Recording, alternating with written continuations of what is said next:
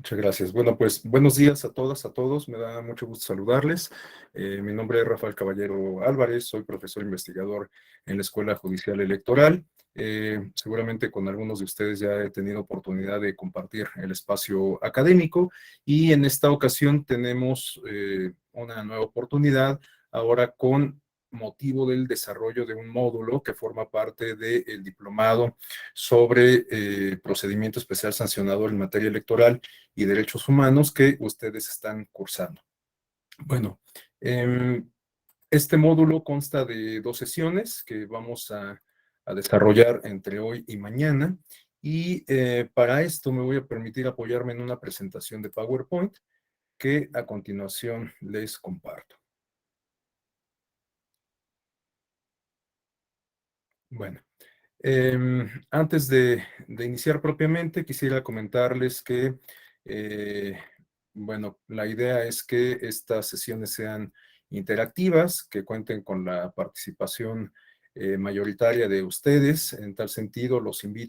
invito muy cordialmente a que si desean hacer alguna aportación, si desean plantear alguna inquietud,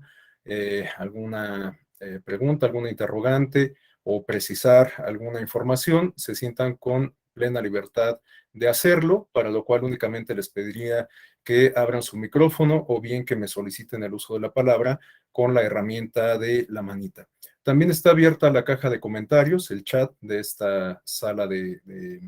Meet, pero en honor a la verdad yo prefiero que las participaciones sean de viva voz. Obviamente reitero que esto no cancela la posibilidad de que puedan expresarse a través de mensajes de texto, pero prefiero, reitero, que las intervenciones sean de viva voz. Bueno, vamos a comenzar. Este, eh, para, para dar inicio, pues tenemos aquí algunos apuntes que nos dan cuenta de la regulación del recurso de revisión del procedimiento especial sancionador, cuyo acrónimo se refiere a estas siglas que tenemos en la parte izquierda de la pantalla. El recurso de revisión del PES se distingue con este acrónimo REP, ¿no?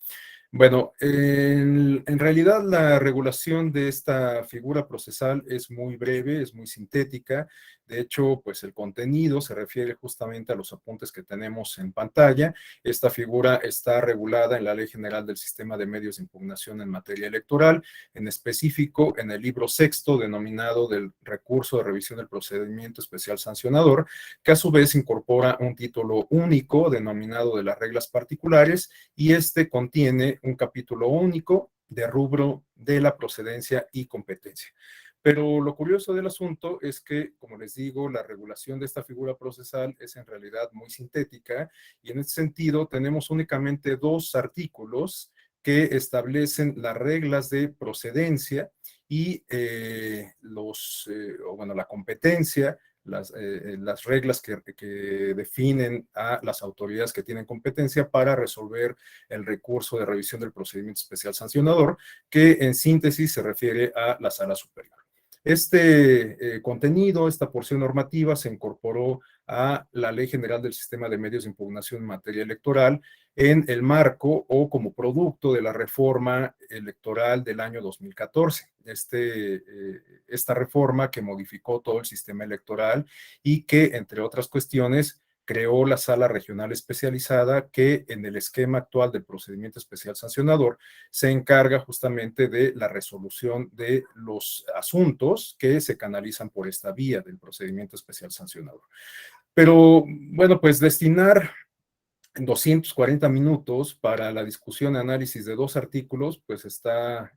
medio en chino, ¿no? Entonces, lo que les propongo es más bien que, bueno, evidentemente nos enfoquemos, consideremos esta parte como el punto toral de la exposición de estas 2 sesiones de hoy y mañana, pero que abordemos algunas otras cuestiones que nos ayudarán como para tener un contexto, para tener también una panorámica de esta figura procesal, del recurso de revisión del procedimiento especial sancionador, y también nos ayudarán, creo, a contar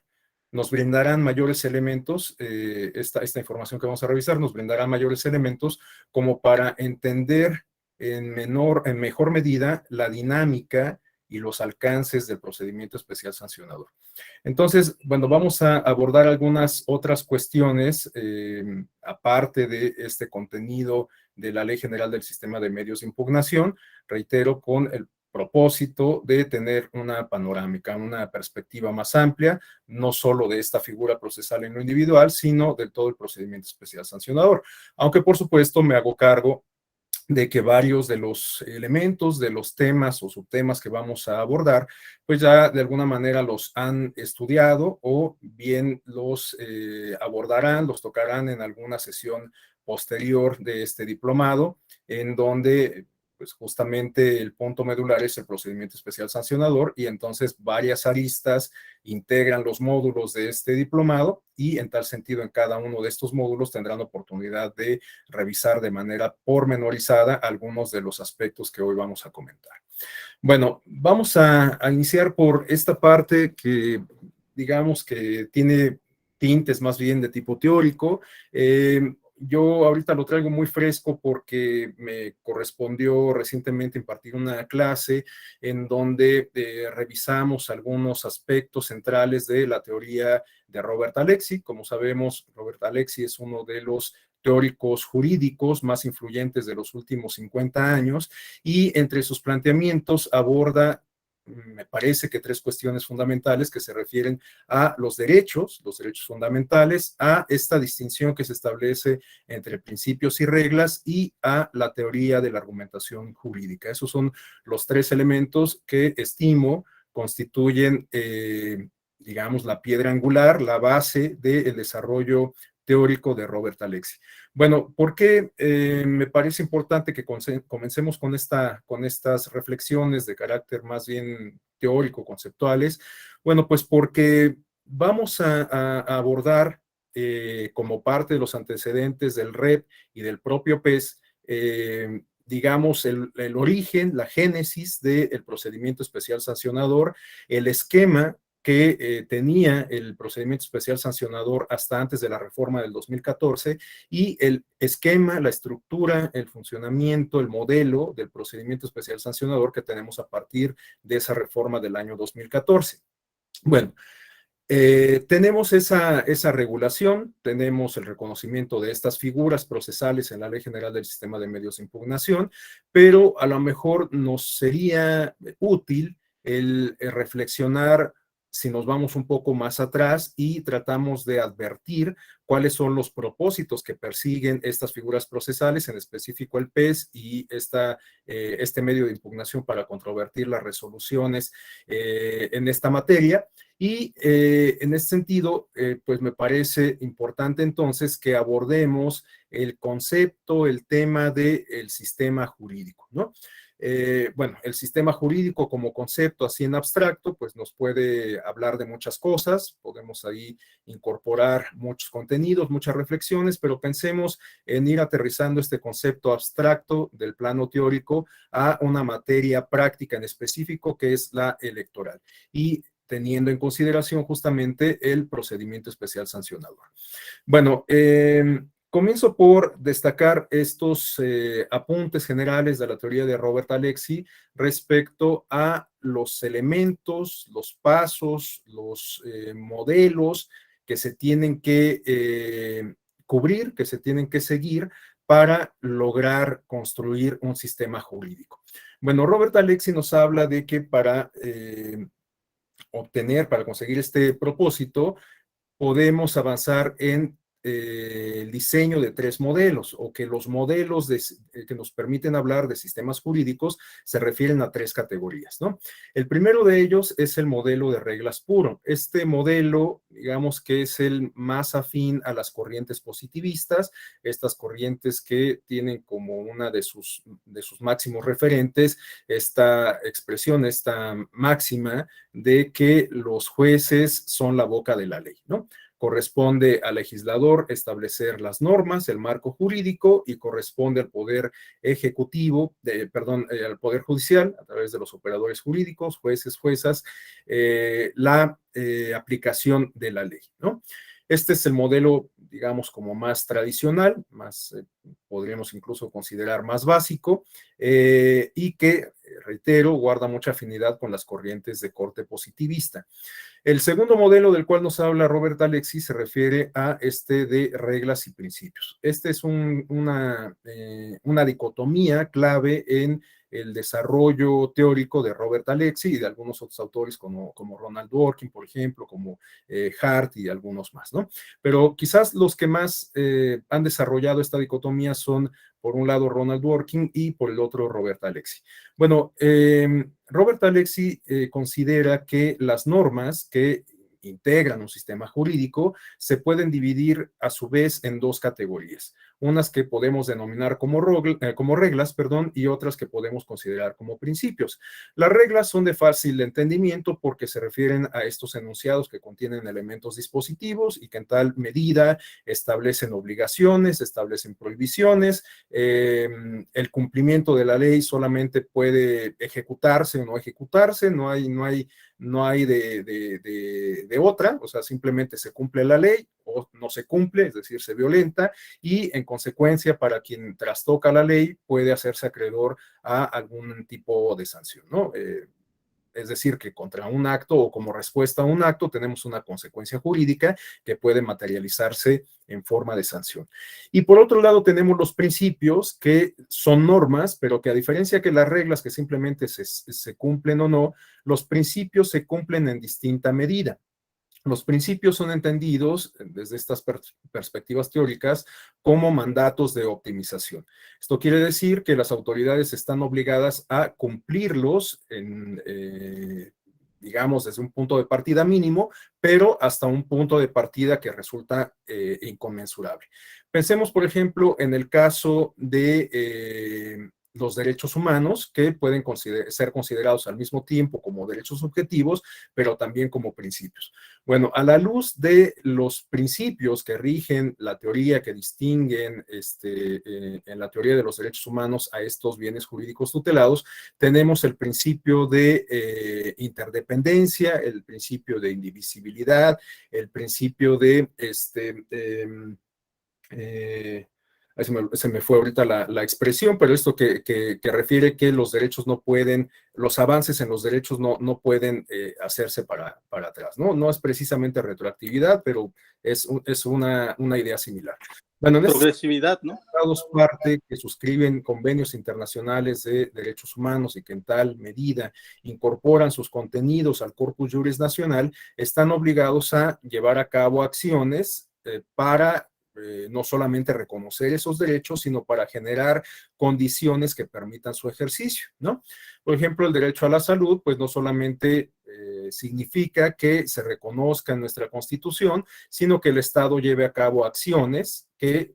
se traducen en cuestiones prácticas y que a su vez permiten el ejercicio de este derecho. ¿Cuáles son estas acciones? Pues la inversión en infraestructura, es decir, la construcción en hospitales, la capacitación o la formación de cuadros de profesionales, médicos, enfermeras, administrativos, etcétera. Bueno, todas estas acciones que se enmarcan, digamos, en la parte de la administración pública, de alguna manera materializan las obligaciones que el Estado asume para poder ejercer o para que su población pueda ejercer el derecho a la salud. Y la misma lógica, la misma tónica, la podríamos aplicar a cualquier otro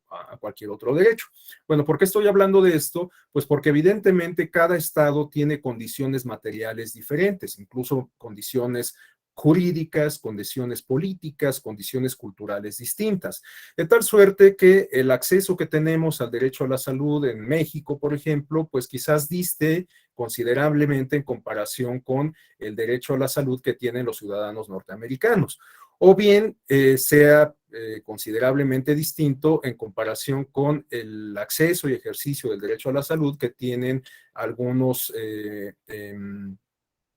ciudadanos de países centroamericanos y sudamericanos, ¿no? Entonces, las garantías que permiten el acceso y ejercicio del derecho a la salud, pues varían en cada caso. En este sentido, podríamos entender los derechos como principios, en el entendido de que su cumplimiento varía, ¿no? Pero también tenemos otra forma en que los principios pueden variar, y esto lo podemos advertir a la luz de otro planteamiento que también nos hace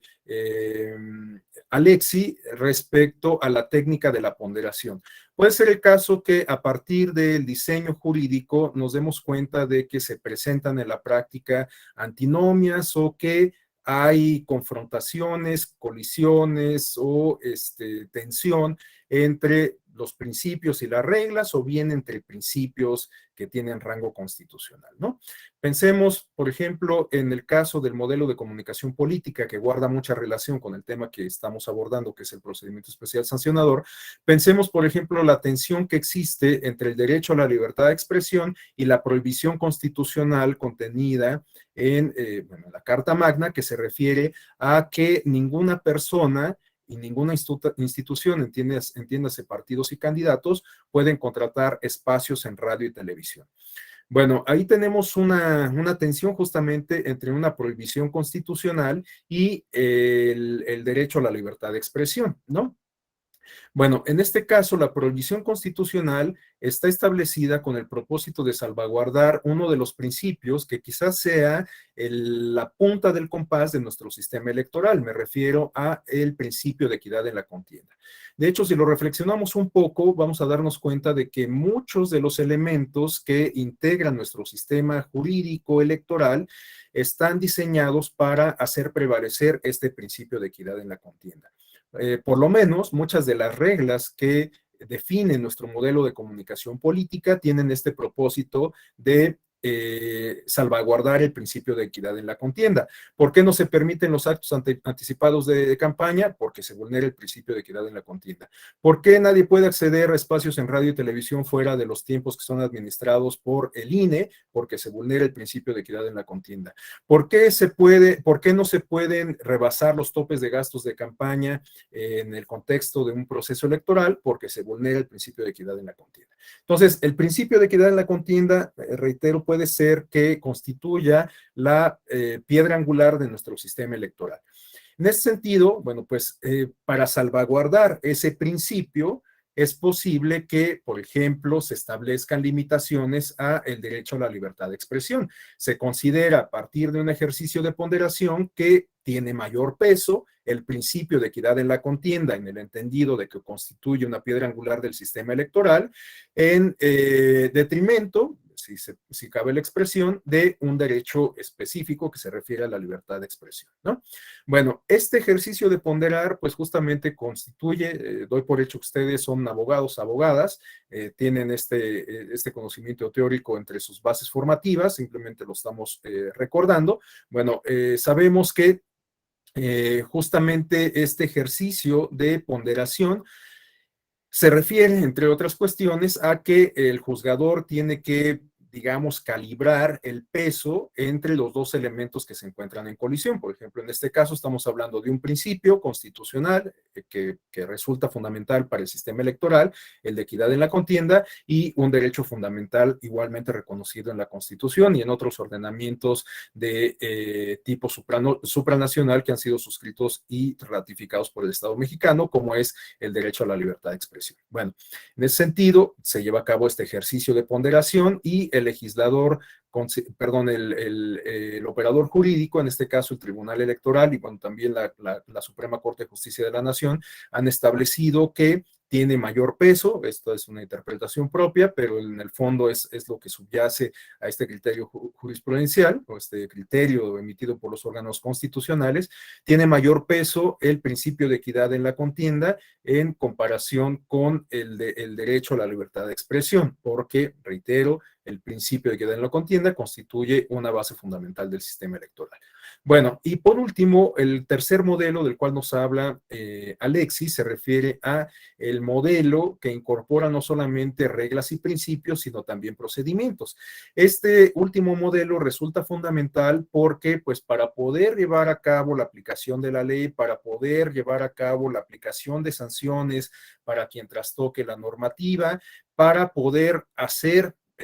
posible que se materialicen las reglas contenidas en los instrumentos de derecho positivo en la realidad social y política, pues se requieren de procedimientos, ¿no? De hecho, en la materia electoral, pues esto es lo que explica que en la propia nomenclatura de los instrumentos de derecho positivo podamos advertir este componente, ¿no? Tenemos, por ejemplo, la Ley General de Instituciones y Procedimientos Electorales, ¿no? Donde se establecen justamente las bases para llevar a cabo varios procedimientos y sabemos que pues de ahí derivan otros instrumentos como pueden ser los reglamentos emitidos por el INE, el de radio y televisión, por ejemplo, que resulta muy importante para el tema de el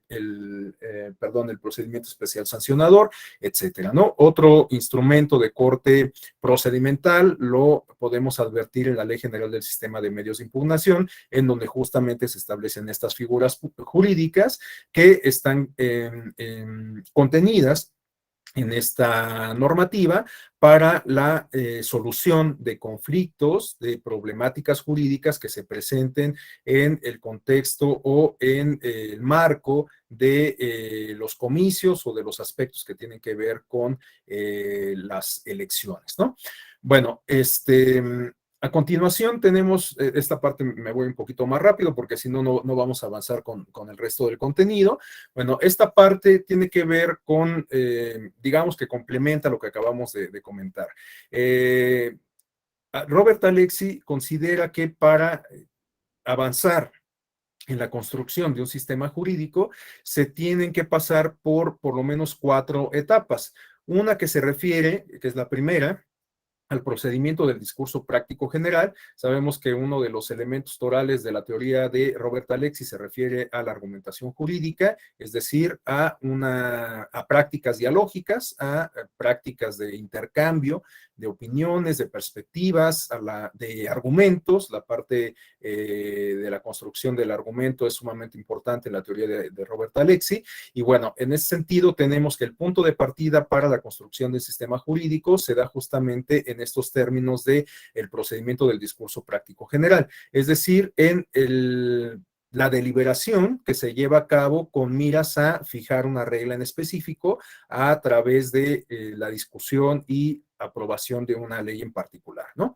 Pensemos, por ejemplo, en el caso de la materia electoral, pues tenemos justamente que, por ejemplo, para no remontarnos demasiado en el tiempo, en el año 2014 se llevó a cabo un ejercicio de esta naturaleza en donde el legislador se dio a la tarea de discutir cuáles serían los ajustes que resultarían convenientes para nuestro sistema electoral y en tal sentido modificó la Constitución y también emitió una serie de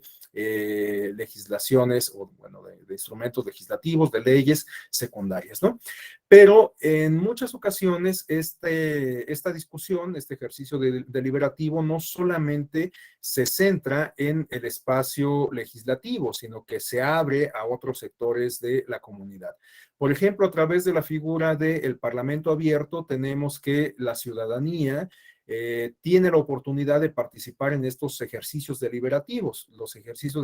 de Parlamento abierto permiten la participación de ciudadanos en lo individual, de representantes de organizaciones no gubernamentales, organizaciones civiles, permiten la intervención, la participación de la comunidad académica, de especialistas en el tema que se está discutiendo o el tema respecto al cual se va a enfocar la ley que se busca discutir y aprobar, etcétera, ¿no? Y también tenemos otras figuras en donde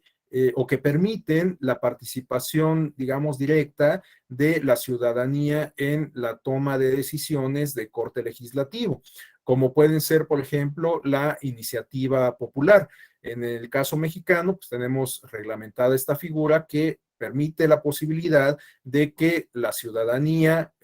proponga una iniciativa de ley a el Congreso o que proponga modificaciones a alguna ley en particular. Por supuesto, la decisión final pues no recae en la ciudadanía, sino en los representantes designados por ella, es decir, a través de los y las legisladoras, ¿no? Pero, reitero, existe esta posibilidad de que eventualmente se tenga una mayor presencia, una mayor incidencia de manera directa de parte de la ciudadanía en estos espacios de toma de decisión, ¿no? Esta, esta primera parte, pues como consecuencia nos daría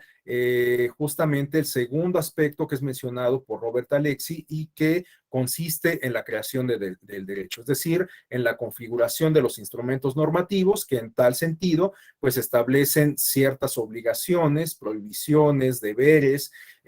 a las y los ciudadanos. Y después pasamos a la tercera etapa que es definida por Robert Alexy como el discurso jurídico, que no es otra cosa sino esta posibilidad que asiste a los operadores jurídicos para interpretar la legislación. En específico, para los órganos constitucionales, bueno, pues esta facultad reviste importancia muy relevante en el entendido de que es el órgano que interpreta el contenido constitucional que fue diseñado por los representantes de la nación, por los representantes populares. En ese sentido, bueno, para el caso mexicano y en específico en el caso de la materia electoral, tenemos dos órganos de tipo constitucional que interpretan la Constitución por lo que se refiere a las normas en materia constitucional. Es el caso de la Suprema Corte de Justicia de la Nación, que, por ejemplo, a través de las acciones de inconstitucionalidad, ayuda a delimitar normativamente desde la Constitución el sistema electoral. Y por otro lado tenemos a el Tribunal Electoral del Poder Judicial de la Federación, que ejerce un control concentrado de constitucionalidad, en específico en la materia electoral, de tal suerte que está facultado para que, por ejemplo, declare la inaplicabilidad de algún contenido que resulte contrario a la Constitución. Esto, reitero, enfáticamente, únicamente en la materia electoral. Entonces, bueno, esta capacidad discursiva de los órganos legislativos se inscribe en este tercer nivel planteado por Robert Alexy. Y el último se refiere a el procedimiento judicial, y aquí es donde podemos incorporar figuras como la que vamos a discutir con mayor detenimiento entre hoy y mañana, que es la de el recurso de revisión del procedimiento especial sancionador. Aquí también podemos inscribir todas las figuras que integran el sistema de medios de impugnación en materia electoral. Podemos aquí incorporar también el propio procedimiento especial sancionador que está reconocido desde el artículo 41 de la Constitución y también en la Ley General de Instituciones y Procedimientos Electorales, y que además, para complementar todo el esquema, considera en la Ley General del Sistema de Medios de Impugnación una figura para controvertir, para impugnar, para combatir las decisiones que sean adoptadas por la autoridad competente en la resolución de los procedimientos especiales sancionadores. Bueno, todo esto, reitero, con el propósito de tener alguna base teórica que nos permita después, pues, tener una mayor perspectiva, una perspectiva más amplia respecto al diseño que se hizo del procedimiento especial sancionador con la reforma del año 2014, que incorporó, entre otras cuestiones, esta figura del el recurso de revisión del PES. Bueno, a continuación entramos a esta parte, digamos, más descriptiva, que se refiere a el marco normativo. ¿Cuál es el marco normativo que regula el procedimiento especial sancionador y en el cual, pues, también invariablemente podemos considerar a el recurso de revisión del PES? Bueno, evidentemente la piedra de toque es la Constitución Política de los Estados Unidos Mexicanos. Sabemos que en el artículo 41 en particular se establecen las reglas fundamentales de nuestro sistema político electoral. También en el artículo 99 de la Constitución se establece la competencia que asiste al Tribunal Electoral del Poder Judicial de la Federación, en el entendido de que nuestro sistema electoral se complementa por esta parte, digamos, jurisdiccional, ¿no? Tenemos un sistema electoral bastante interesante que no solamente implica su desarrollo a través de la vía del derecho administrativo, sino también a través de la vía, digamos, jurisdiccional propiamente, ¿no? De hecho, pues eso es lo que explica que tengamos tribunales electorales. En el caso del Tribunal Electoral de la Federación y de muchos otros equivalentes en las entidades federativas, estos tribunales no son solamente especializados, sino que forman parte de los poderes judiciales. Bueno, otro instrumento que resulta fundamental del marco normativo, se refiere a la Ley General de Instituciones y Procedimientos Electorales, tenemos también la Ley Orgánica del Poder Judicial de la Federación, si tenemos justamente claro que los tribunales electorales juegan un papel fundamental como parte del andamiaje, de la estructura institucional de nuestro sistema electoral, pues es indispensable que tengamos un instrumento que regule el funcionamiento, que establezca las competencias, que establezca las atribuciones de estos órganos jurisdiccionales que tienen competencia o que tienen una intervención directa en los sistemas electorales. También podemos señalar aquí la Ley General del Sistema de Medios de Impugnación en materia electoral. Bueno, a la luz de lo que planteábamos hace rato respecto a estos elementos básicos de la teoría del Robert Alexy, ya teníamos claro que los modelos más acabados de sistemas jurídicos incorporan tanto reglas como principios y procedimientos. En este sentido, pues resulta clave, resulta fundamental que tengamos instrumentos de derecho positivo en donde se establezcan las reglas, los aspectos dispositivos para el desarrollo de estos procedimientos. Y por último, como parte del marco juris, del marco jurídico, del marco normativo que regula la materia electoral y que en específico aplica para el procedimiento especial sancionador y el recurso de revisión del mismo, tenemos la jurisprudencia que emana de el Tribunal Electoral del Poder Judicial de la Federación, en específico de la Sala Superior, aunque también podemos citar criterios relevantes que han sido fijados por las distintas salas, pero en específico la sala, en específico para el tema que nos compete, la sala especial, la sala regional especializada. Bueno, a continuación, quisiera que revisáramos estos apuntes que nos hablan del derecho administrativo sancionador electoral, que es la rama del derecho que incorpora esta figura del procedimiento especial sancionador. Bueno, entre muchas otras, por supuesto, ¿no? Entonces, aquí tenemos algunos apuntes que nos hablan del derecho administrativo sancionador electoral. Bueno, tenemos en primer término el apunte que nos señala que para la correcta aplicación y observancia del marco normativo que regula la vida comicial de un sistema político, resulta aceptable la adopción de un régimen sancionador o correctivo que en tal medida reconozca la posibilidad de imponer castigos o medidas correctivas como respuesta a conductas antijurídicas. Es decir, que el derecho administrativo al incorporar este elemento sancionatorio, nos permite identificar una manifestación del jus puniendi del Estado, ¿no? Aunque, pues, digamos, por una vía diferente a la tradicional que se refiere al derecho penal, ¿no? Pero pues sabemos que cualquier conducta antijurídica que a todas luces resulta reprobable, reprochable, pues tendría que ameritar una consecuencia igualmente jurídica que se puede manifestar en términos de sanción, ¿no? Entonces, bueno, en el derecho administrativo también es dable la imposición de sanciones y, por lo tanto, el derecho administrativo sancionador, pues no constituye una excepción en este sentido. Cualquier persona, cualquier actor que participe en los procesos, en las actividades comiciales o que tenga alguna injerencia en las mismas y que esto represente una violación a la normativa electoral o una conducta antijurídica, eventualmente puede tener como consecuencia la imposición de una sanción que por supuesto tiene que ser impuesta por la autoridad competente a la luz del catálogo de conductas infractoras y de sanciones posibles que se establecen en la propia legislación, porque recordemos que pues uno de los principios básicos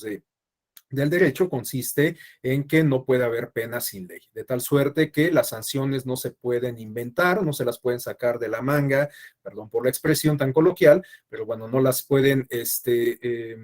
inventar los órganos jurisdiccionales. Evidentemente, las sanciones que se impongan a los actores que trastocan una normativa tienen que tener base legal, ¿no? Tienen que estar contenidas en un instrumento de derecho positivo.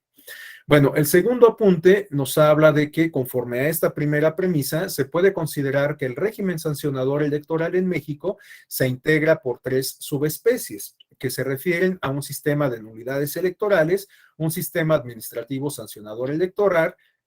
perdón, y un sistema penal electoral. Bueno, sabemos que hay muchas conductas que podríamos considerar antijurídicas que en tal sentido ameritarían una sanción en términos administrativos electorales, ¿no? Pero también tenemos que algunas de estas conductas también pueden representar delitos propiamente. En este sentido, esas conductas infractoras que por un lado pueden ameritar una sanción de corte administrativo, pueden ser perseguidas por la vía, bueno, investigadas, perseguidas y sancionadas por la vía penal, en cuyo caso, pues bueno, la ruta es considerablemente distinta, ¿no? Corresponde al Ministerio Público a través de las fiscalías para delitos electorales hacer las investigaciones correspondientes, integrar los expedientes o las carpetas de investigación y someterlas a el juez de la causa para que éste determine lo conducente, ¿no? En el caso del derecho administrativo sancionador, las sanciones son impuestas por la autoridad administrativa, que es el Instituto Nacional Electoral en el ámbito federal, o bien los soples en el caso de los estados, o bien también pueden ser impuestas estas sanciones por la autoridad jurisdiccional, es decir, por los tribunales electorales. En el caso federal, a través de la sala superior o las salas regionales, en el caso de los estados, a través de los tribunales electorales estatales, ¿no? Y bueno, también este autor Yanderal nos habla de otros dos tipos bueno, ya hice referencia a dos tipos, perdón, al administrativo sancionador y al penal electoral. Y el tercer elemento, el tercer sistema, digamos, de derecho administrativo sancionador electoral se refiere al sistema de nulidades electorales. En lo particular, yo no comparto mucho esta perspectiva sobre este elemento en específico, porque si bien la sanción, o mejor dicho, la nulidad electoral puede ser considerada como la última ratio de las autoridades jurisdiccionales en el sentido de que declaran la invalidez de una elección y que constituyen una consecuencia jurídica a un conjunto de actitudes, de actos antijurídicos, ¿no? O ilícitos. Bueno, lo cierto es que la sanción, o mejor dicho, la nulidad, pues yo tengo mis reservas para considerarla una sanción, porque en principio, si la consideramos una sanción, resulta que tiene efectos que no solamente se refieren, que no solamente aplican sobre aquellas personas a las cuales se les atribuya la conducta antijurídica que haya motivado justamente la declaración de nulidad, sino que los efectos se ciernen sobre toda la comunidad política, es decir, que la nulidad de una elección no solamente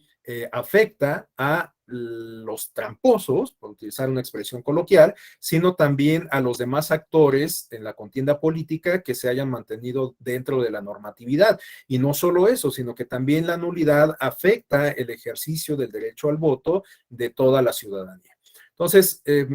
yo tengo mis reservas respecto a considerar la nulidad electoral como una sanción y por lo tanto, pues igualmente soy un tanto receloso de considerar que el sistema de nulidades forma parte del derecho administrativo sancionador como tal, pero bueno, pues esta es una postura personal. Ahora, el régimen sancionador electoral está integrado por cuatro elementos, por cuatro componentes. Podemos en este sentido identificar al procedimiento sancionador ordinario, al procedimiento especial sancionador, que pues, es el tema central de este diplomado, y también tenemos dos procedimientos adicionales que se refieren a, por un lado, el de fiscalización de los partidos políticos y agrupaciones políticas nacionales, y por otro, a el procedimiento de responsabilidades de los servidores públicos del Instituto Federal Electoral. Bueno, para los propósitos de este diplomado, y en específico de esta sesión, bueno, de estas dos sesiones, nos vamos a centrar en los dos primeros, pero evidentemente con mayor énfasis en el segundo, el procedimiento especial sancionador. Y para esto, tenemos en esta lámina que viene a continuación las diferencias o algunas de las diferencias que nos permiten pues comparar, contrastar la naturaleza y los propósitos del procedimiento ordinario y del procedimiento especial sancionador. Bueno, tenemos en primer término que en la Ley General de Instituciones y Procedimientos Electorales se establece que los procedimientos sancionadores se dividen en ordinarios y especiales. Los ordinarios se instauran por la falta o por faltas cometidas tanto dentro como fuera de los procesos electorales, mientras que los procedimientos especiales sancionadores son de carácter expedito y se instauran por faltas cometidas en específico en el marco de los procesos electorales. Esto está contenido en el artículo 440, numeral 1, inciso A de la LEGIPE. Bueno, a continuación tenemos otro apunte que no extrajimos de la LEGIPE, sino más bien del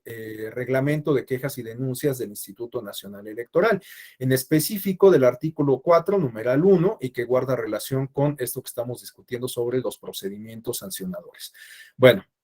tenemos entonces que este reglamento de quejas y denuncias del INE señala que el objeto del procedimiento ordinario sancionador consiste en sustanciar las quejas y denuncias presentadas ante el Instituto Nacional Electoral o bien aquellas iniciadas de oficio a efecto de que éste determine la existencia o no de faltas a la normatividad electoral federal y, en su caso, imponga las sanciones que correspondan o bien remite el expediente a la instancia competente, además de restituir el orden vulnerado e inhibir las conductas violatorias de las normas y principios que rigen la materia electoral.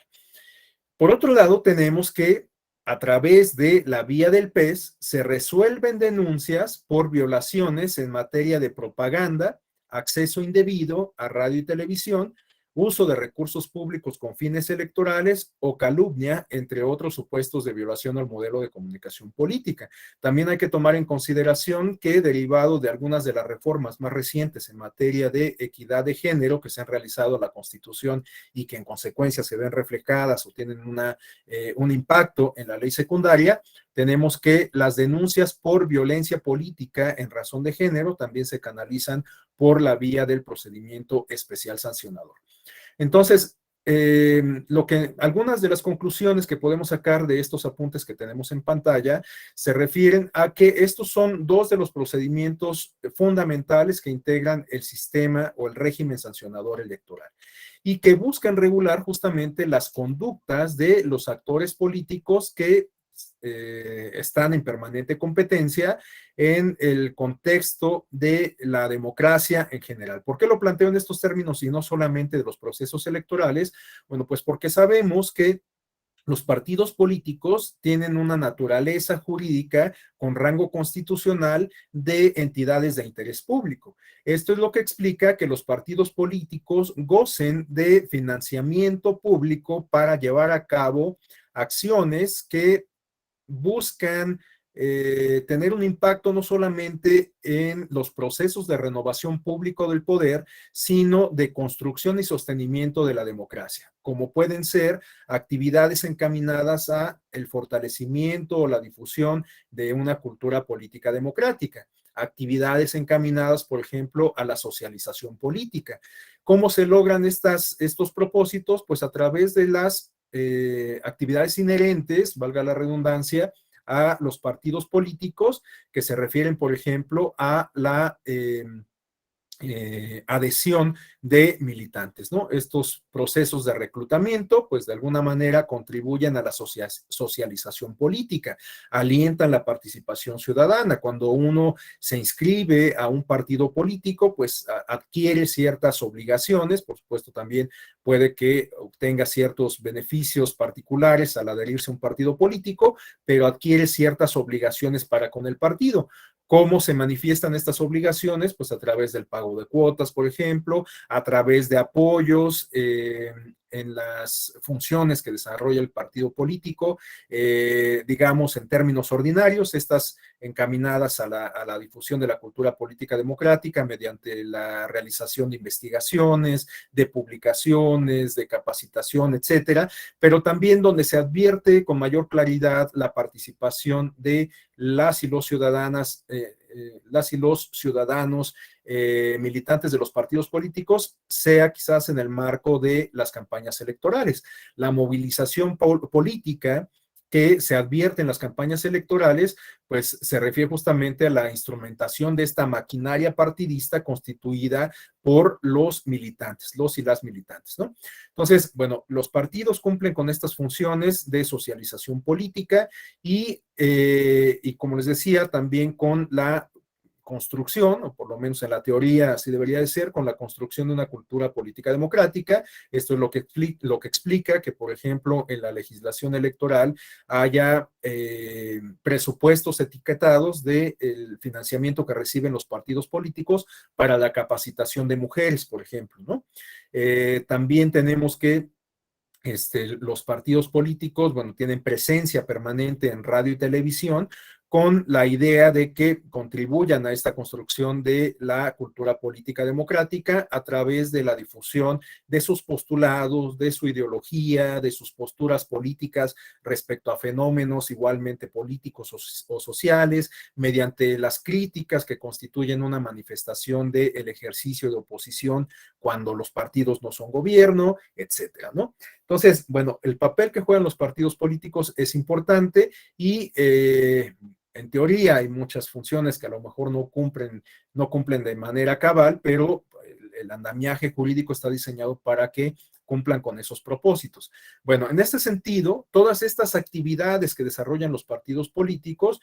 puede que eventualmente incurran en algunas conductas antijurídicas que pueden ser calificadas incluso como ilícitos en toda la extensión de la palabra, ¿no? Puede ser que, por ejemplo, en un periodo ordinario, previo a la preparación de una elección, se comparta con los partidos políticos,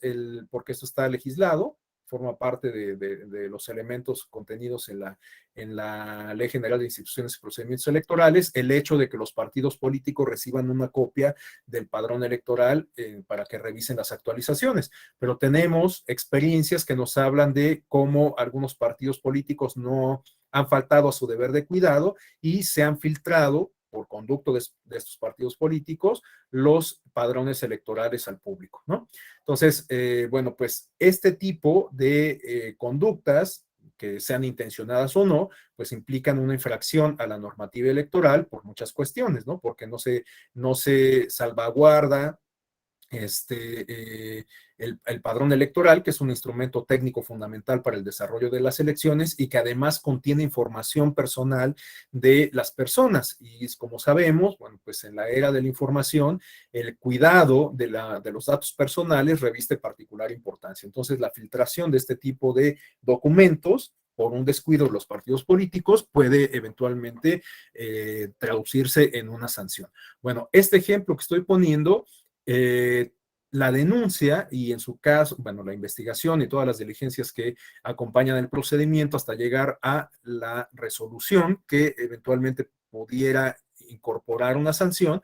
corren todo por la vía del procedimiento ordinario sancionador, porque reitero que estamos hablando de un procedimiento que no se lleva a cabo en el contexto de los marcos electorales, o no necesariamente, ¿no?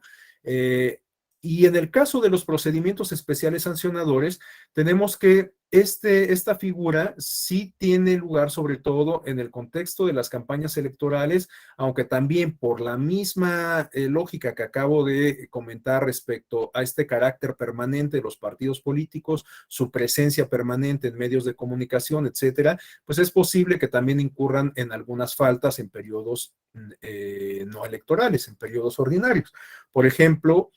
puede ser el caso que en un periodo ordinario donde no hay elecciones, como parte de sus prerrogativas, un partido político paute un mensaje en donde manifiesta contenidos de calumnia contra una figura política en específico. Bueno, ese caso que estoy describiendo, ese caso hipotético, puede que se dé en el contexto de las elecciones, en una campaña electoral o bien en periodo ordinario.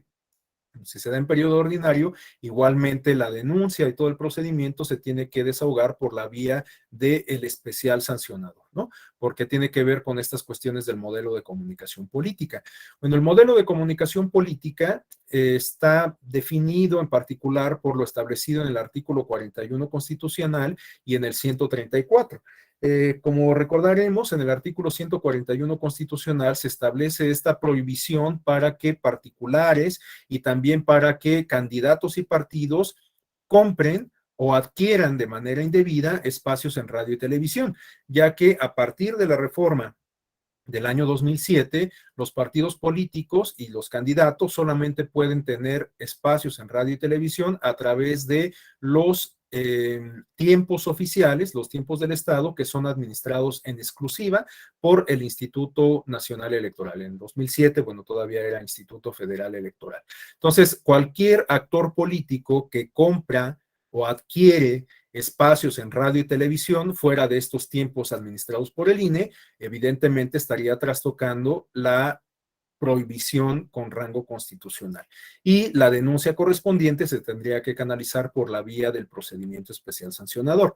Bueno, también tenemos que en el artículo 134 constitucional se prohíbe a los servidores públicos hacer propaganda personalizada. Hasta hace algunos años, ustedes recordarán que era muy común que, por ejemplo, los gobernadores, los presidentes municipales, en cualquier tiempo contrataran espacios de publicidad comercial, no solo en radio y televisión, cuando esto era permitido, sino en lo que se refiere a la publicidad física, ¿no? Estos espectaculares, las calcomanías que se colocan en los vehículos de transporte público, etcétera, ¿no? Entonces era muy común que viéramos a legisladores, gobernadores, presidentes municipales, etcétera. Y a partir de la reforma del año 2007 se estableció en el artículo 134, que de hecho se incorporó a la Constitución, esta prohibición de la propaganda personalizada. De tal suerte que a partir de entonces los funcionarios públicos no pueden aparecer, no puede aparecer su imagen, no puede aparecer su voz o cualquier elemento que lo haga identificable, y en ese sentido toda la comunicación que emitan los órganos o las instituciones públicas tiene que ser en estos términos de institucionalidad, ¿no? Claro que eventualmente es válido, es posible, se permite que aparezcan los servidores públicos en mensajes, que aparezcan propiamente, o sea, que los mensajes puedan, o a través de los mensajes podamos ver su imagen y su mensaje en viva voz para la ciudadanía, ¿no? Pero esto solamente se puede dar en el caso de los informes, de la rendición de informes de labores, de la rendición de informes de gestión. Y por eso es que también se han establecido reglas precisas para que cada determinado tiempo, en el contexto en que el servidor público en cuestión va a rendir su informe de labores, su informe de gestión, bueno, pues pueda aparecer en pantalla o pueda contratar estos espacios de publicidad física, pero atendiendo a un criterio de temporalidad, de tal suerte que pues no es válido, no tiene ninguna cabida el hecho de que un presidente municipal o un gobernador intente difundir algún mensaje alusivo a su informe de labores en el contexto de las campañas electorales que se da entre abril y junio, ¿no? Entonces, bueno, una conducta de esa naturaleza estaría evidentemente trastocando el artículo 134 constitucional. Y también en este artículo 134 constitucional se establece el criterio o el principio, mejor dicho, de imparcialidad de los servidores públicos, porque se señala que los servidores públicos que tienen como parte de sus responsabilidades la administración y ejercicio de recursos igualmente públicos, están obligados a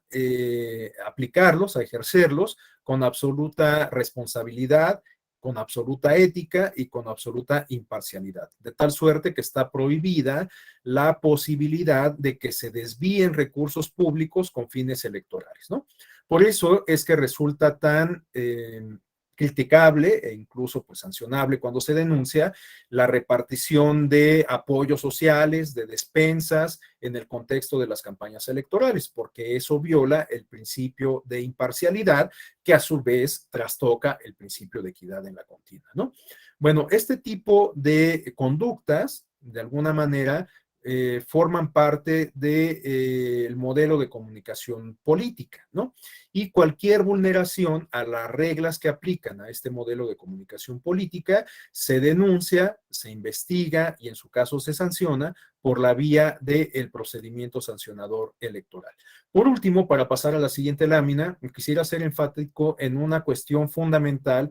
que diferencia al procedimiento especial sancionador del procedimiento ordinario y que se refiere a la expeditez. En el caso del procedimiento ordinario, puede ser que la sustanciación, la investigación y la resolución tomen un poco de tiempo, obviamente todo de acuerdo a los plazos establecidos en la propia legislación, pero estos son incluso un tanto más laxos en comparación con los que se establecen para el procedimiento especial sancionador. No sé, ahorita estaba pensando, por ejemplo, en el caso del Partido Verde Ecologista de México. Ustedes se acuerdan que en el año 2015 el Partido Verde llevó a cabo una serie de estrategias de campaña sumamente innovadoras, pero que también pues resultaron en la práctica sistemáticamente violatorias de la normativa electoral, en específico del modelo de comunicación política. Esto condujo, entre otras cuestiones, a que un grupo de ciudadanos encabezados en particular por algunos académicos como Denise Dresser o Sergio Aguayo,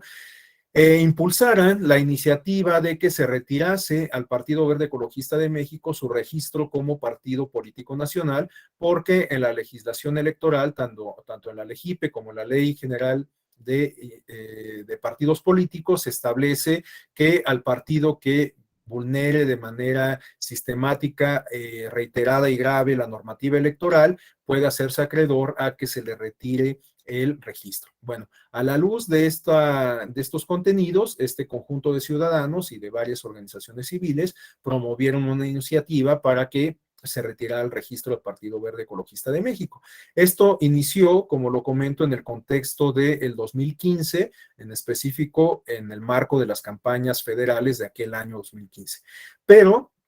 como todo se desahogó por la vía del procedimiento ordinario sancionador, la decisión final que fue adoptada por la Sala Superior, bueno, en primera instancia por el INE, después se controvirtió esta decisión ante la Sala Superior y el asunto quedó absolutamente resuelto con esta determinación de la Sala Superior que se emitió hasta el año de 2016, ¿no? Entonces estamos hablando de que esta decisión que derivó del desarrollo de un procedimiento ordinario tomó prácticamente un año, ¿no? Entonces, esto nos habla justamente de que por la vía del POS, las decisiones judiciales puede que dilaten un tanto, ¿no? Por fortuna, en la materia electoral, el propio diseño legislativo nos establece algunos plazos muy puntuales y en la mayoría de las ocasiones no tenemos rezago en materia electoral, ¿no? A diferencia de otras ramas del derecho y de otras organismos jurisdiccionales, esto lo digo con absoluto respeto, por supuesto, y haciéndome cargo de las distintas circunstancias que originan este fenómeno, pero lo cierto es que, a diferencia de otros organismos jurisdiccionales, en la materia electoral no suele haber rezago sobre los asuntos que son competencia de los tribunales electorales. En específico, pues hago referencia al Tribunal Electoral del Poder Judicial de la Federación. Bueno, el caso es que por la vía del POS se puede tomar mayor tiempo para llegar a una decisión al respecto. Por la vía del PES, la diferencia sustantiva, y esto es lo que deseaba enfatizar para pasar a la siguiente lámina, las decisiones judiciales tienen que emitirse con un carácter expedito. Por eso es que se establecen desde la propia legislación algunos plazos perentorios que son sumamente breves para que la autoridad jurisdiccional pues cumpla con su responsabilidad, bueno, la jurisdiccional, la administrativa, porque vamos a ver en un momento más que el diseño del PES implica una distribución de competencias entre las autoridades administrativas y las jurisdiccionales, en específico a través del INE y de la Sala Regional Especializada. Bueno, también aquí podemos incorporar la Sala Superior porque es la instancia que se encarga de resolver justamente los recursos de revisión del PES. Bueno, en todos los casos se establecen plazos perentorios que son sumamente breves. En ese sentido, la diferencia sustantiva, reitero, la diferencia sustantiva entre el PES y el POS consiste en este carácter de expeditez, ¿no? De resolver los asuntos de manera rápida y eficiente. Bueno, a continuación vamos a revisar el origen del procedimiento especial sancionador que data del año 2006. Pero bueno, hasta aquí llevo prácticamente una hora hablando y quisiera consultarle si alguien desea hacer alguna intervención, desea hacer algún aporte, plantear alguna inquietud, alguna precisión. Bueno, pues quizás podamos abrir un breve espacio de interlocución.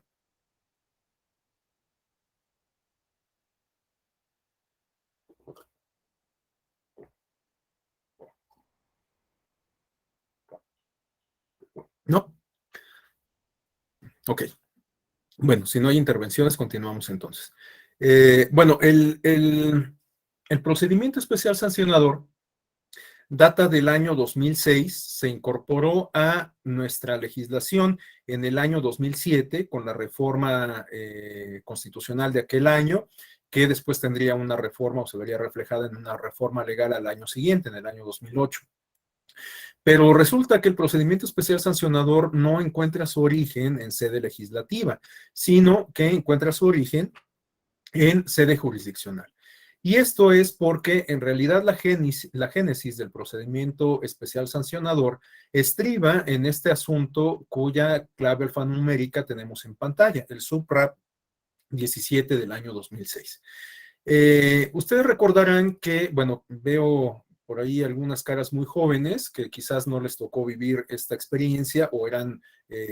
pequeños cuando la elección presidencial del año 2006, ¿no? Yo pues apenas estaba incursionando en el ámbito laboral, pero por supuesto que recuerdo perfecto pues cuáles fueron las características de esta elección tan controvertida del año 2006. Bueno, y una de ellas se refiere a las campañas negras.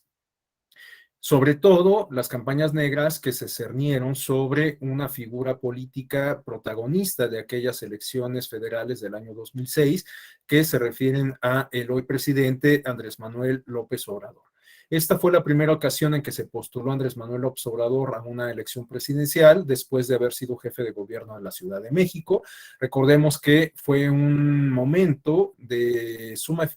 mucha efervescencia política. Había un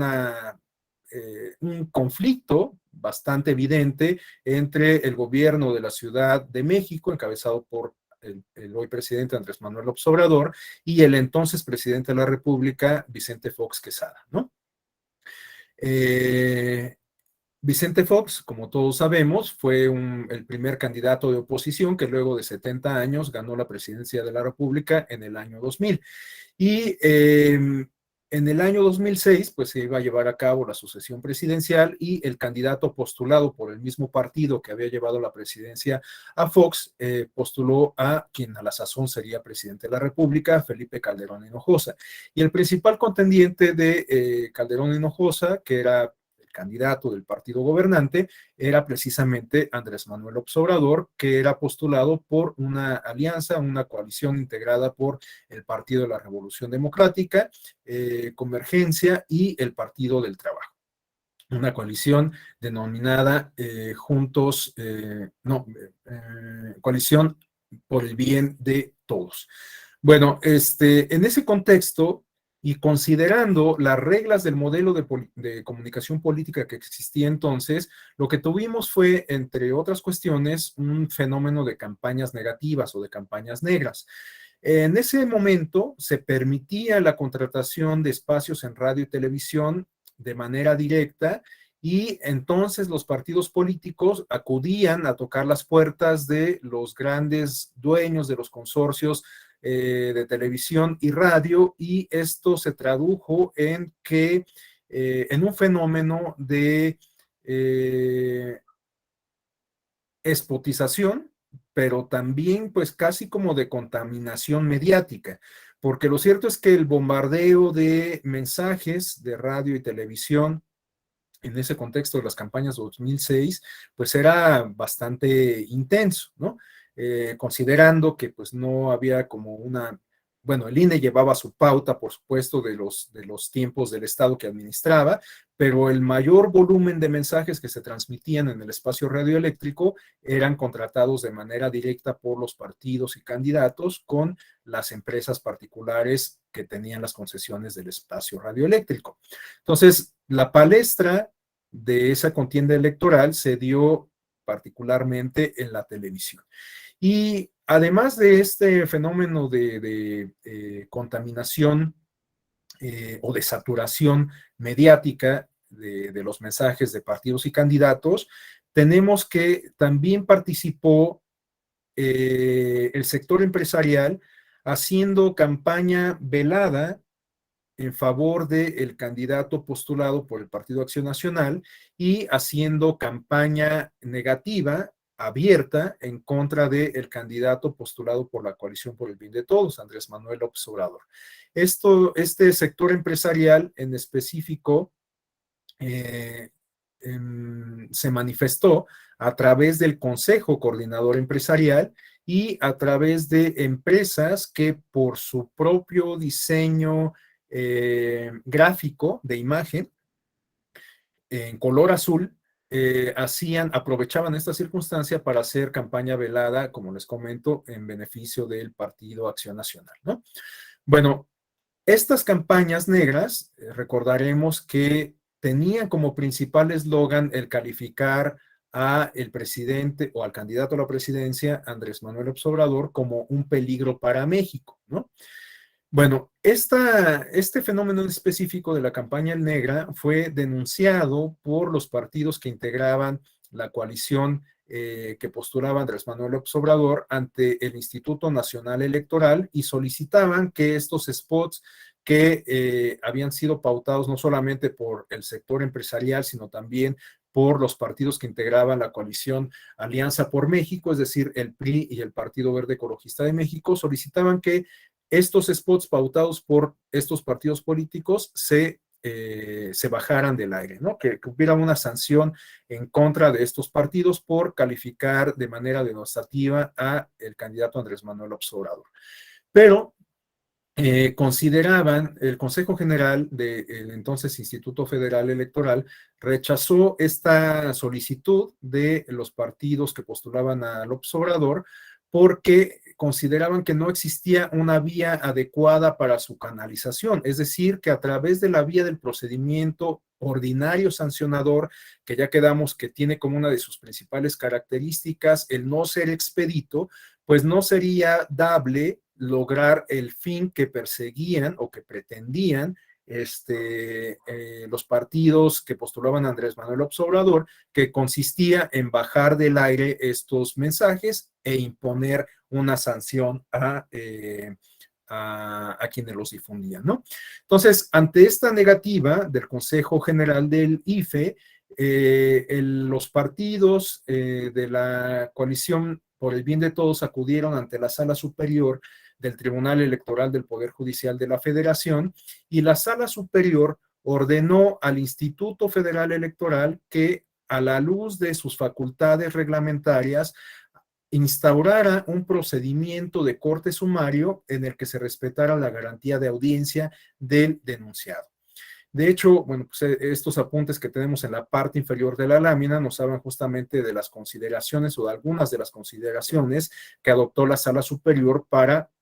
resolver este asunto. Tenemos que la Sala Superior estimó que el IFE contaba con las atribuciones necesarias para conocer y resolver la litis por la coalición planteada por la coalición actora, aunque le concedió que el procedimiento ordinario sancionador no era la vía correcta para resolverla. Por eso es que justamente la Sala Superior ordenó que instaurara un nuevo procedimiento que se distinguiera del ordinario por este carácter de expedites. El propósito consistía en instaurar un procedimiento que privilegiara la prevención y corrección a fin de depurar posibles irregularidades, así como que permitiera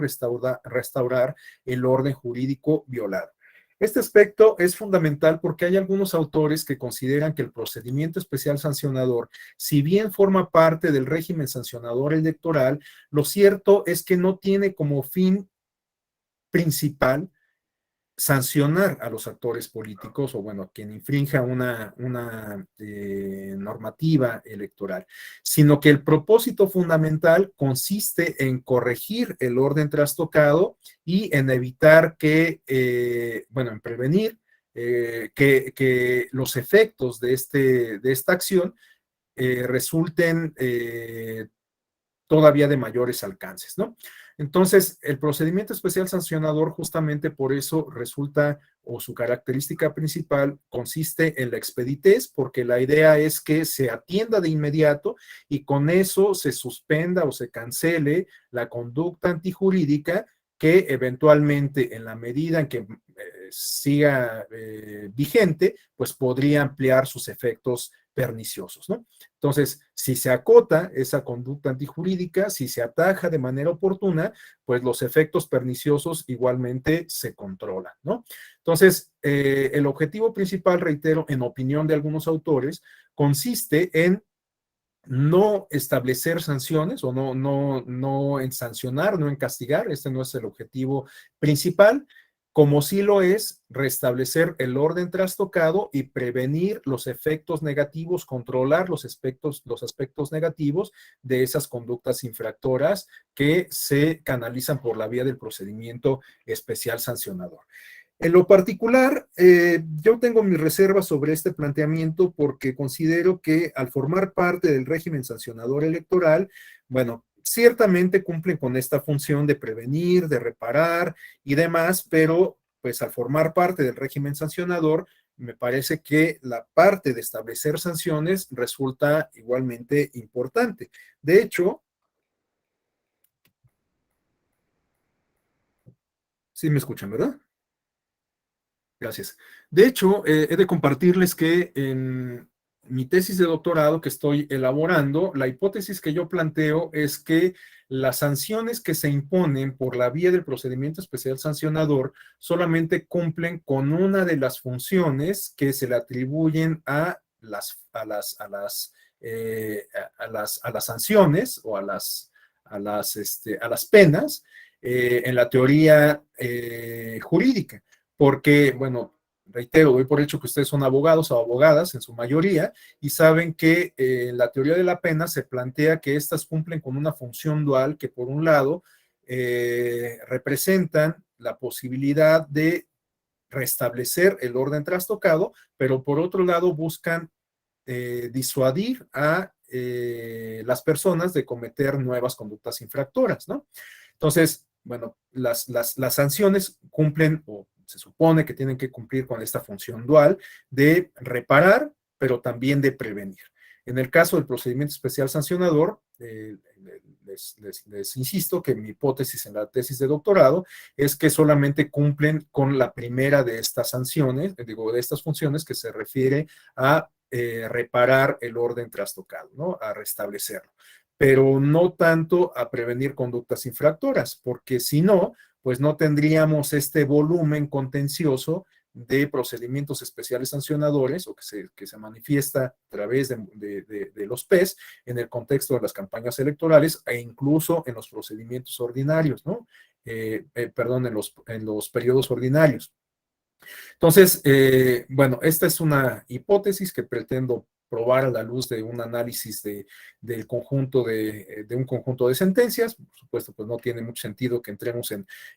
los pormenores de la propuesta metodológica. Únicamente lo menciono porque reitero que yo tengo ciertas reservas a considerar que la función de las sanciones que se imponen por la vía del PES es un tanto defectuosa, ¿no? Bueno, tenemos entonces que el origen del PES data de esta elección del 2006 y en específico de esta sentencia, el SUPRAP 17-2006, emitida por la Sala Superior del Tribunal Electoral del Poder Judicial de la Federación. Bueno, pero después de esta decisión adoptada por la Sala Superior, después de haber sido cumplimentada por el Instituto Nacional Electoral, en ese entonces IFE, Instituto Federal Electoral, tuvimos que se llevó a cabo una reforma en el año 2007, a la cual ya he hecho referencia, una reforma constitucional que tuvo como consecuencia su reforma legal en el año 2008. Esta reforma fue la que dio origen a el actual modelo de comunicación política, porque fue cuando se incorporaron estos elementos a los cuales también ya he hecho referencia de, por ejemplo, prohibir la compra o adquisición de tiempos en radio y televisión, tanto para particulares como para partidos políticos, ¿no? Esta prohibición se estableció no solamente para partidos y candidatos, sino también para particulares, muy probablemente tomando como referencia la intervención del sector empresarial a través de estas empresas y del propio órgano que representa al gremio, que es el Consejo Coordinador Empresarial, ¿no? Entonces, a partir de esa experiencia, quizás es que el legislador consideró conveniente que en lo subsecuente los particulares tampoco podrían contratar espacios en radio y televisión para influir en las preferencias electorales. Bueno, otros contenidos se refieren a que ya no los partidos políticos podían contratar, bueno, partidos y candidatos podían contratar espacios en radio y televisión, sino únicamente podían acceder a través de los espacios del Estado, que serían administrados exclusivamente por el Instituto Federal Electoral. A partir de entonces se concentra esta función administrativa de tiempos en radio y televisión en el IFE para todos los partidos políticos del país. Y a pesar de que el IFE pues todavía no era una institución con competencia nacional, como sí lo fue a partir de la reforma del año 2014, ¿no? Bueno, en el año 2014 la propia denominación de la institución nos habla de la competencia de la misma, ¿no? Pero en el año 2007, aun cuando seguía siendo una autoridad federal, tenía competencia nacional para la administración de los tiempos de radio y televisión a los cuales podían acceder los partidos políticos y candidatos. Bueno, otro aspecto se refiere a lo que ya comentamos del artículo 134 constitucional, en donde se establece el principio de imparcialidad, en donde se prohíbe la propaganda personalizada, etcétera, ¿no? Y como parte de todo este nuevo diseño del modelo de comunicación política, el legislador consideró conveniente incorporar esta figura que se había puesto en práctica por parte del Instituto Federal Electoral a partir de la resolución emitida por la Sala Superior respecto a este procedimiento de carácter sumario y para atender todas las cuestiones que tienen que ver con violaciones al modelo de comunicación política, ¿no? Entonces, el legislador consideró conveniente incorporar esta figura y entonces incorporó la figura del procedimiento especial sancionador y lo reguló en el Código Federal de Instituciones y Procedimientos Electorales, atribuyendo al secretario ejecutivo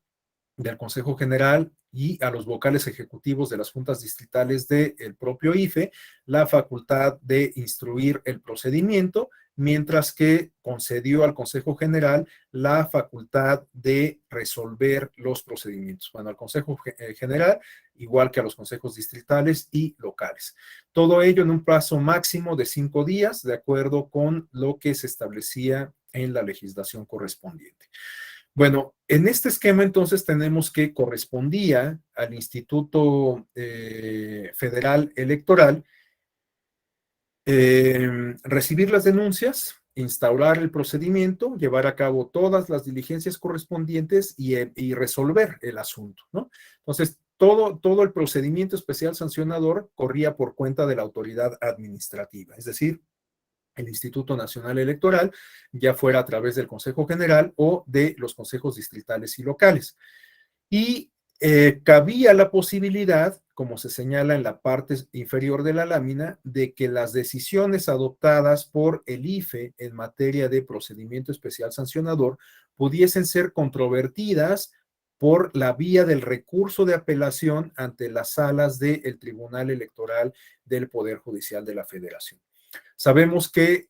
la Ley General del Sistema de Medios de Impugnación en materia electoral establece como uno de estos medios de impugnación el recurso de apelación, que resulta procedente precisamente para controvertir las decisiones, los acuerdos, las resoluciones que sean emitidas por la autoridad administrativa ante el Tribunal Electoral del Poder Judicial de la Federación, ¿no? Entonces, por la vía del RAP se podían controvertir las decisiones que adoptaba el IFE en materia de procedimiento especial sancionador. Y ya correspondía a la sala superior determinar si se confirmaba la resolución adoptada por el IFE, si se modificaba la misma o bien si se revocaba, ¿no? Bueno, este era el esquema del procedimiento especial sancionador que existía entre el periodo que va del año 2007 y hasta el año 2014. Así es como funcionaba el procedimiento especial sancionador. Y algo que vale la pena tener presente del procedimiento especial sancionador se refiere a las medidas cautelares. Las medidas cautelares, bueno, en esta lámina tenemos un concepto, una aproximación conceptual que nos ofrece el académico José Roldán Chopa en un libro sobre el procedimiento especial sancionador que fue publicado por el Instituto Nacional Electoral. Bueno, Roldán Chopa nos habla de que el concepto de medidas cautelares es propio del derecho procesal civil, ya que en el derecho administrativo se suelen denominar medidas preventivas, provisionales o de seguridad. Al igual que en estas ramas del derecho, en el ámbito comicial, el propósito de las medidas cautelares estriba en cesar hechos o actos que constituyan una infracción a la legislación y así evitar la producción de daños irreparables que afecten los principios que rigen los procesos electorales. Como ya quedamos, el procedimiento especial sancionador, he sido muy insistente en esto, se distingue del POS por este carácter expedito que, entre otras cuestiones, persigue el objetivo justamente de acotar, de controlar los efectos perniciosos que puede generar una posible conducta infractora. Bueno, una forma de contener estos efectos no deseados o estos efectos, puede ser que igual puedan ser deseados por quien cometió la conducta infractora, pero bueno, para acotar, para atajar estos efectos que derivan de una conducta antijurídica, es importante, es conveniente que se apliquen estas medidas cautelares que, por ejemplo, para el caso del procedimiento especial sancionador, se refieren quizás a sacar del aire un spot que eventualmente vulnera o se estima que vulnera la normativa electoral. Por ejemplo, si resulta que se denuncia por la vía del procedimiento especial sancionador ante el IFE un spot que aparentemente tiene un contenido calumnioso, bueno, pues en un contexto, en una circunstancia hipotética de este tipo, es posible que el Instituto Nacional Electoral, bueno, en ese entonces IFE, porque estamos hablando del periodo del 2007 a 2014, el IFE adopte como medida cautelar la suspensión de ese spot que ha sido pautado por algún partido o algún candidato en específico, ¿no? Entonces se baja del aire ese spot hasta que el Instituto Federal Electoral entre a el análisis de fondo para determinar si en efecto el spot tiene un contenido calumnioso. Bueno, si esto se confirma, evidentemente ese spot ya no puede ser pautado de nueva cuenta, ¿no? Pero si resulta que ya al entrar al estudio de fondo, el Instituto Federal Electoral advertía que en realidad no había elementos como para tener por acreditada la calumnia, pues cabía la posibilidad de que ese spot se volviese a pautar, ¿no? Pero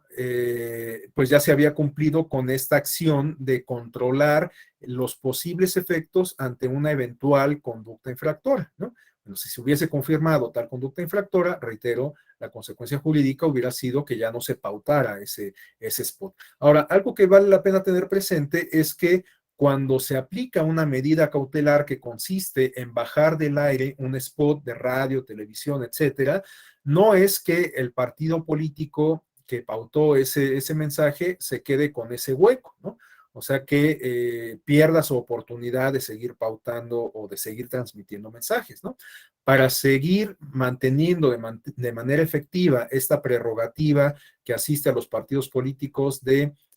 transmitir mensajes por radio y televisión, bueno, ante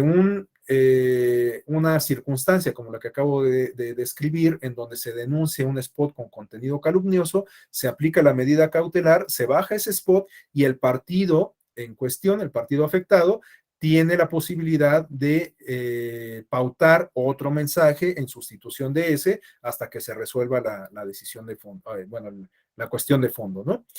Reitero, si finalmente, una vez que se hace el análisis y se toma la decisión final, se advierte que ese spot no tenía contenido calumnioso, que no constituye una infracción, bueno, pues ya quedará en el partido la decisión de volverlo a pautar, ¿no? O bien, pues de dejar el que ya había dejado como reemplazo, ¿no? Esto ya es una decisión del partido político, pero reitero, el hecho de que se aplique una medida cautelar que consiste en bajar del aire un spot que en principio pareciera trastocar la normativa electoral, no deja en vulneración al partido político al restarle un espacio en radio y televisión. Simplemente el spot se sustituye por otro y el partido sigue teniendo acceso a la radio y televisión, sigue ejerciendo esta prerrogativa que se le concede desde la Constitución, ¿no? Incluso en la legislación electoral se prevé que si un partido político no manifiesta expresamente y no proporciona el material que reemplazará a un spot que ha sido bajado del aire por la aplicación de una medida cautelar, si el partido no sustituye, no reemplaza ese spot, el Instituto Nacional Electoral incorporará en ese espacio alguno de los materiales que ya tiene en su acervo, ¿no? Entonces, en ningún caso el partido político queda sin presencia, sin ejercer este derecho, esta prerrogativa de el acceso a la radio y la televisión. Bueno, a continuación, tenemos algunas tesis de jurisprudencia, bueno, tesis de jurisprudencia que se refieren a este tema de las medidas cautelares. Son solamente algunas, el cúmulo de tesis relevantes y de jurisprudencia sobre medidas cautelares es bastante amplio, pero yo solamente identifiqué algunas para puntualizar algunos aspectos en particular. Por ejemplo, en este caso tenemos que la jurisprudencia 14-2015 nos advierte desde su rubro la tutela preventiva que reviste a las medidas cautelares, ¿no? Y justamente aquí tenemos algunos subrayados que enfatizan la idea central concentrada en el rubro de la propia jurisprudencia. Tenemos que de la protección progresiva del derecho a la tutela judicial efectiva y el deber de prevenir violaciones a los derechos humanos implica la obligación de garantizar la más amplia protección de los derechos humanos que incluya su protección preventiva en la mayor medida posible. En este sentido, las medidas cautelares forman parte de los mecanismos de tutela preventiva al constituir medios idóneos para prevenir la posible afectación a los principios rectores en la materia electoral mientras se emite la resolución de fondo y tutelar directamente el cumplimiento de los mandatos, obligaciones o prohibiciones dispuestos por el ordenamiento sustantivo. Bueno, a continuación tenemos la jurisprudencia 24-2009, de rubro, radio y televisión, la Comisión de Quejas y Denuncias del Instituto Federal Electoral está facultada para ordenar la suspensión de la difusión de propaganda política electoral. Bueno, pues igualmente tenemos los subrayados que nos permiten advertir el contenido sustantivo de esta jurisprudencia y en tal sentido podemos advertir que la Comisión de Quejas y Denuncias del IFE está facultada para ordenar como medida cautelar la suspensión de difusión en radio y televisión de propaganda política electoral con el propósito de evitar que se produzcan daños irreparables a los actores políticos, se vulneren los principios rectores del proceso electoral y en general se afecten los bienes jurídicos tutelados constitucional y legalmente. En este sentido, facultó a la citada comisión, el legislador, para decretar, dada su urgencia, dicha medida cautelar y por otra parte depositó en el Consejo General del Instituto no solo la emisión de la decisión final de dicho procedimiento, sino también las facultades expresas para pronunciarse respecto de tales medidas. Y la última tesis bueno, el último criterio jurisprudencial relevante que quisiera compartir con ustedes consiste en esta tesis 8 del año 2017. Medidas cautelares proceden cuando la propaganda difundida ponga en riesgo el interés superior de las niñas, niños y adolescentes. En ese sentido, la jurisprudencia, bueno, la tesis nos habla de que cuando se trata de la protección de los derechos de las niñas, niños y adolescentes y de la adopción de medidas para lograrla, rige el principio del interés superior de estos. Por lo tanto, si en la propaganda político-electoral se recurre a imágenes de personas menores de edad, como recurso propagandístico, las autoridades electorales deben implementar medidas encaminadas a la tutela de sus derechos sin que resulte necesario probar que el acto o conducta genere un daño a los derechos de las personas menores de edad, en tanto que para efectos de su protección, lejos de exigirse la acreditación de la afectación, basta que su derecho se coloque en una situación de riesgo. Es decir, que ante cualquier percepción de vulneración al principio de interés superior de la niñez, es dable la aplicación de medidas cautelares. Este criterio es bastante relevante considerando que el Tribunal Electoral del Poder Judicial de la Federación, en particular a través de la sala especializada y de la sala superior, han tejido una consistente línea jurisprudencial de protección y tutela de los derechos de niñas, niños y adolescentes. Esta es una línea jurisprudencial pues podríamos considerar bastante novedosa, que encuentra su origen en el año de 2015, con un asunto que se sometió a la consideración de la sala regional especializada con motivo de la difusión de un mensaje en el contexto de las campañas para la gubernatura de Nuevo León, en donde aparecían niñas, niños y adolescentes. En ese caso, se acreditó que no se contaba con la autorización de todos los padres y tutores, que no había, digamos, como homogeneidad en las autorizaciones escritas que sí se pudieron corroborar y que no se había explicado a las niñas y a los niños los alcances del uso de su imagen y el tipo de participación que tendría, ¿no? Bueno, ese sería el punto de partida del desarrollo de esta línea jurisprudencial que se ha venido desarrollando desde entonces. Esto motivó que el Instituto Nacional Electoral diseñara unos lineamientos para que los partidos políticos y candidatos incorporen o cuando deseen incorporar en sus mensajes y actividades proselitistas a niñas, niños y adolescentes, y todo ello derivado de la línea jurisprudencial construida por el Tribunal Electoral. Entonces, bueno, este criterio resulta relevante porque les digo, forma parte de tal línea jurisprudencial y pues también nos habla de la pertinencia de las medidas cautelares cuando se advierta una posible amenaza a el interés superior de la niñez al involucrar a niñas, niños y adolescentes en actividades de tipo proselitista. Bueno, y ahora vamos a pasar a la etapa de la reforma del año 2014, en donde se establecieron las reglas y características actuales del procedimiento especial sancionador, en donde podemos advertir también el recurso de revisión del propio procedimiento especial sancionador, que es el tema central de este módulo. Bueno, algunos de los aspectos que podemos observar de la reforma del año 2014 se refieren a la modificación de todo el andamiaje electoral, ¿no? Tenemos que a partir de entonces la función electoral se concentró en el Instituto Nacional Electoral. De hecho, bueno, pues esta concentración de la función electoral se puede advertir desde la propia nomenclatura del nuevo instituto, ahora con competencia nacional, ¿no?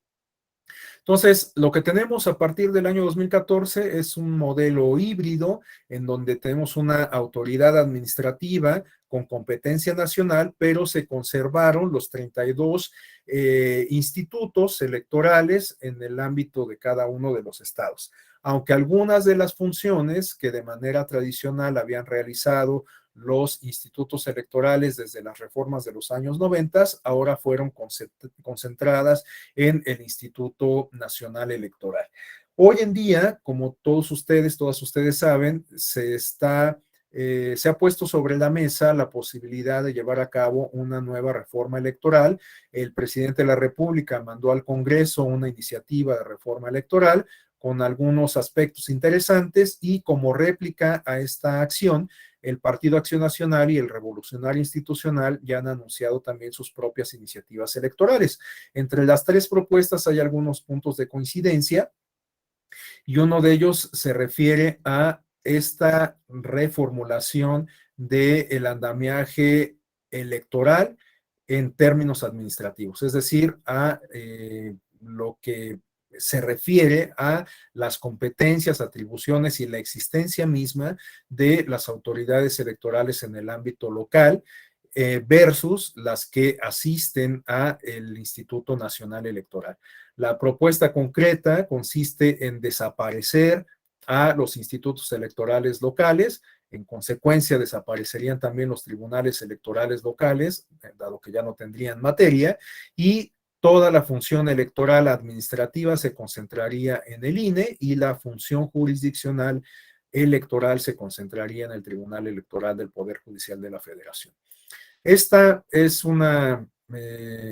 las razones que ahora se esgrimen para llevar a cabo esta posible reforma también se manifestaron en la reforma del año 2014. Pero bueno, pues ahora parecen tener mayor contundencia. Realmente no sé qué es lo que vaya a pasar al respecto. En lo particular, he de confesarles que yo no soy partidario de que se modifique este esquema que consistiría en concentrar la función electoral en la autoridad con competencia nacional, porque creo que trastoca los principios básicos del federalismo en nuestro país, ¿no? Si los estados que integran la Federación Mexicana son entidades autónomas, independientes, libres, soberanas, que en tal virtud tienen a su propio poder ejecutivo, que eligen mediante el voto popular de los habitantes de cada entidad, tienen a su propio poder legislativo que igualmente integran mediante voto popular y tienen a su propio poder judicial, pues ¿por qué no podrían tener a sus autoridades electorales que se encargan de llevar a cabo las acciones que permiten la renovación del poder público en este ámbito de las entidades federativas, ¿no? Además de que hay algunas otras consideraciones importantes, como las que se refieren a las experiencias que tienen su origen en las entidades federativas y que después han sido incorporadas a la legislación nacional. Por ejemplo, la figura de las candidaturas independientes y los primeros esfuerzos de regulación al respecto los podemos advertir en Zacatecas y en Quintana Roo antes de que se incorporasen al sistema nacional electoral. La figura de la reelección, bueno, apenas tuvimos el año pasado, por primera ocasión, la elección consecutiva o el fenómeno de la elección consecutiva para el caso de la Cámara de Diputados y Diputadas Federal. Pero del 2015, que fue cuando se aprobó esta figura de la elección consecutiva, al 2021, las experiencias que tenemos, pues son más bien del ámbito de las entidades federativas. Entonces, me parece que se está, lo digo con absoluto respeto, se está haciendo un poco miope respecto a las aportaciones que hacen las entidades federativas o la experiencia electoral que proviene de las entidades federativas, en cuya configuración tienen una participación importante y evidente las autoridades tanto administrativas como jurisdiccionales en materia electoral. Pero bueno, reitero, esto lo digo con absoluto respeto y reitero que es una postura totalmente personal. Bueno, el caso es que desde el 2014 tenemos este modelo híbrido. Otra figura que se incorporó con la reforma es justamente esta de las candidaturas independientes. En realidad, las candidaturas independientes fueron reconocidas en la Constitución desde el año 2012, pero no se armonizó la ley secundaria para hacer operativa, digamos, esta figura de las candidaturas independientes. No sería sino hasta la reforma del año 2014, que en la legislación secundaria se establecerían las reglas que permitirían hacer efectiva las candidaturas independientes, ¿no? Se establecieron cuáles serían las reglas de financiamiento, cuáles serían los requisitos que tenían que cumplir las personas que decidieran postularse por la vía independiente, se establecieron estos procedimientos, retomando estas expresiones que comentábamos al principio cuando abordábamos la teoría del EXI, ¿no? Los procedimientos que hacen posible el sistema jurídico. Bueno, pues se establecieron los procedimientos para que una persona que deseara postularse por la vía independiente finalmente lograra este objetivo, en función de lo cual, pues se establecieron requisitos, pasos a cumplir, etcétera, ¿no? Sabemos que, pues bueno, en este sentido, los institutos electorales tienen que emitir una convocatoria en donde se plasmen las reglas particulares de esa experiencia en concreto, los requisitos que tienen que cumplir, los plazos que se tienen que atender, el número de firmas que tienen que presentar, las reglas que tienen que respetar, porque sabemos que, por ejemplo, los candidatos independientes, hasta no obtener su registro como tales, son considerados aspirantes, en función de lo cual no reciben financiamiento público y no tienen presencia en radio y televisión. Por lo tanto, todas las actividades de proselitismo que buscan cumplir justamente con los requisitos para lograr el registro, se hacen con financiamiento privado. Esto no quiere decir, sin embargo, que no respeten las reglas de topes perdón, las reglas de transparencia y de rendición de cuentas, porque aun cuando todas estas actividades proselitistas que se lleven a cabo durante la etapa de apoyo ciudadano, en donde las personas no son consideradas candidatas o candidatos independientes, sino aspirantes a tal, en ese periodo están obligados a transparentar y a reportar los gastos que ejerzan durante ese espacio de tiempo, ¿no? Entonces, bueno, todas estas reglas se establecieron en la legislación a partir de la reforma del año 2014. Y algo similar ocurrió con la reforma o con la figura de la reelección. A diferencia de las candidaturas independientes, lo cierto es que la figura de la reelección, bueno, se reincorporó a nuestro sistema político y legal mexicano después de muchas décadas, porque lo cierto es que hasta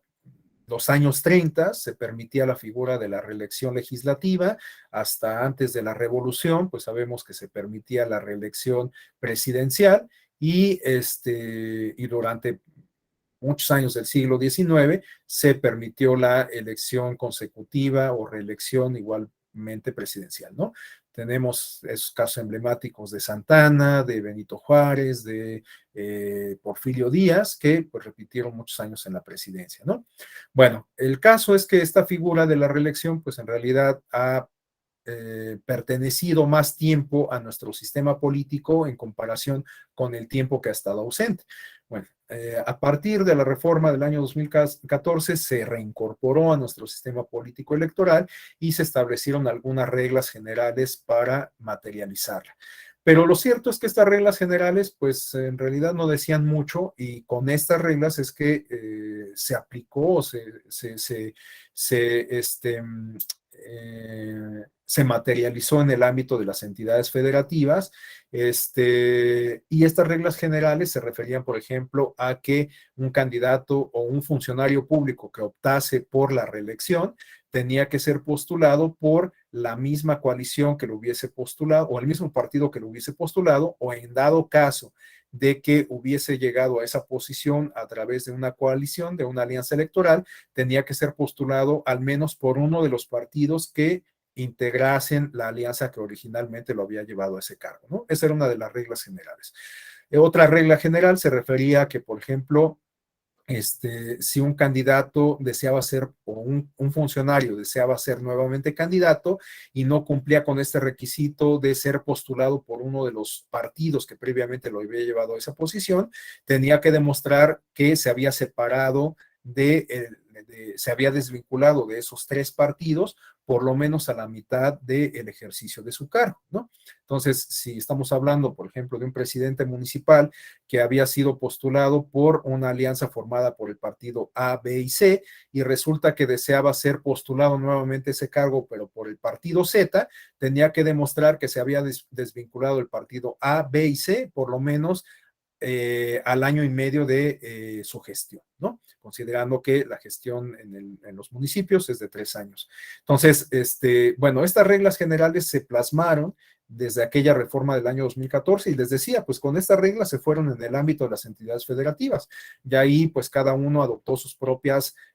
regulaciones al respecto y algunas de estas experiencias en el ámbito de las entidades federativas fueron recogidas por el Instituto Nacional Electoral y sistematizadas en unos lineamientos que permitieron materializar esta figura para las elecciones del año pasado, las elecciones federales de 2021 con las que se renovó la legislatura. Nos comenta Elizabeth Álvarez que la reelección legislativa discontinua ya la había, sí, es cierto. En realidad, por eso considero más precisa esta expresión de la elección consecutiva y no tanto la reelección, porque en realidad la reelección como tal existía, ¿no? El asunto es que no era consecutiva, de tal suerte que si usted había sido diputado en el periodo que va de 1990 a 1993, bueno, pues bastaba con que dejaba pasar el periodo de la siguiente legislatura, que iba del 93 al 96, y nuevamente ser postulado a un cargo de esta naturaleza, ¿no? Esto es lo que nos ha permitido, entre muchos otros fenómenos, dar cuenta de la formación parlamentaria que tienen ciertas figuras políticas, ¿no? Estas grandes figuras, bueno, no quisiera poner nombres para no herir susceptibilidades, pero sabemos que hay muchas figuras políticas que tienen una larga experiencia parlamentaria y que han pasado por varios partidos políticos, han sido postulados por varios partidos políticos, han sido legisladores en varios periodos, algunos diputados, algunas veces diputados, otras veces senadores, e incluso han ocupado cargos en otro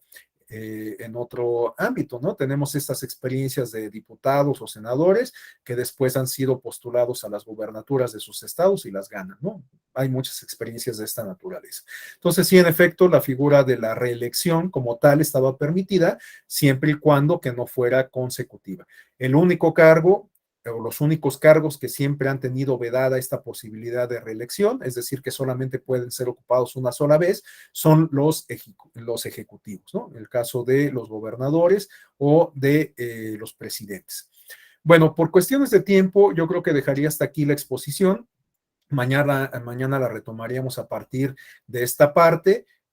Abordaríamos lo que nos falta de la reforma 2014 y ya nos enfocaríamos ahora sí en la figura del recurso de revisión del procedimiento especial sancionador. Les decía, reitero, como lo comentaba desde el principio, la idea es que considerando que en realidad es muy limitada, digamos, la figura del recurso de revisión del procedimiento especial sancionador, pues resultaba importante, digamos, analizarla a la luz de un contexto más amplio, ¿no? Por eso es que pues hicimos alusión a todas estas cuestiones teóricas, de antecedentes, de características del procedimiento especial sancionador en su origen y cómo funcionó durante los primeros años que van del 2007 al 2014, y mañana veríamos justamente las características que lo definen a partir de esa reforma del 2014, reitero, haciéndome cargo de que pues puede ser un tanto reiterativo a la luz de los demás contenidos de este diplomado, pero insisto en que sería con el propósito de tener una perspectiva pues más integral respecto a la figura particular que corresponde a este módulo. Bueno, pues hasta aquí, no sé si alguien desea hacer alguna intervención, algún comentario final, alguna participación de cierre.